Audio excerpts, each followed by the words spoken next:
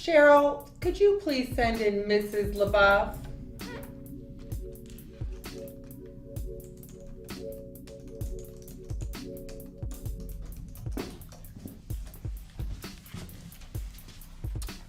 Hello?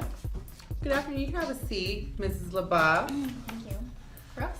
It's Barber. Miss Barber? Well, not quite yet. I am representing your husband, and it's still Mrs. LaBeouf. So I just wanted to call you in to discuss just a few things before I bring this information to your husband, if that's okay with you. What information? Well, I mean, there are just a few things that have come to light that I think you would find of interest, perhaps. Where did you get that? Well, it's not really important where I found this information. What is important, though, is that it's now here on my desk, okay? So, would you care to elaborate on some of this information, Mrs. LaBeouf?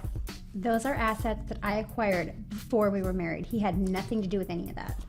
Oh, assets you required before you were married. Well, listen, this is a communal state, and as far as we're concerned, this property also belongs to him. 50-50, of course. I mean, you'll get your share. Okay. Well, here's what.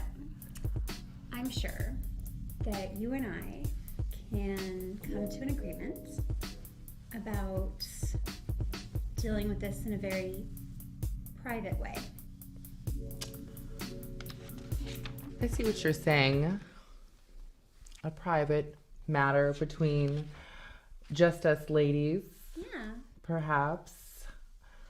That may be a viable option. I would be open to hearing. I'd be very open. I'm sure you would, Ms. Barber.